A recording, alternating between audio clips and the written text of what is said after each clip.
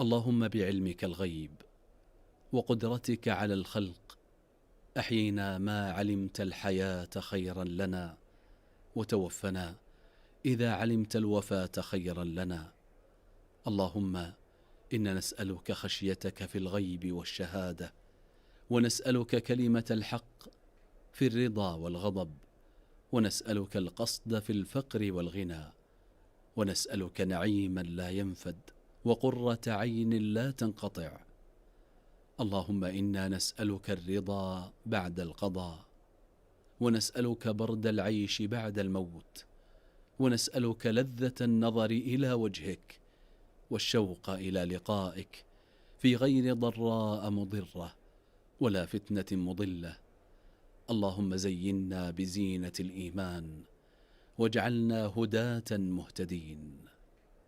اللهم إنا نعوذ برضاك من سخطك، وبمعافاتك من عقوبتك، ونعوذ بك منك لا نحصي ثناء عليك أنت كما أثنيت على نفسك.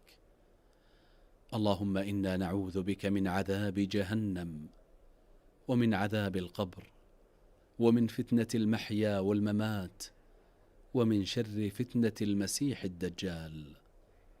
اللهم لك الحمد، أنت نور السماوات والأرض ومن فيهن، ولك الحمد، أنت قيم السماوات والأرض ومن فيهن، ولك الحمد.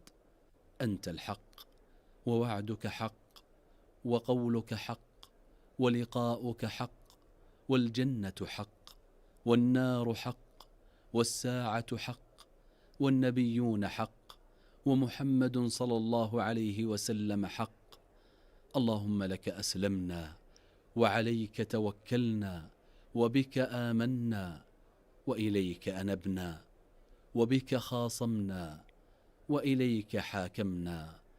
فاغفر لنا ما قدمنا وما أخرنا، وما أسررنا وما أعلنا. أنت المقدم وأنت المؤخر، لا إله إلا أنت.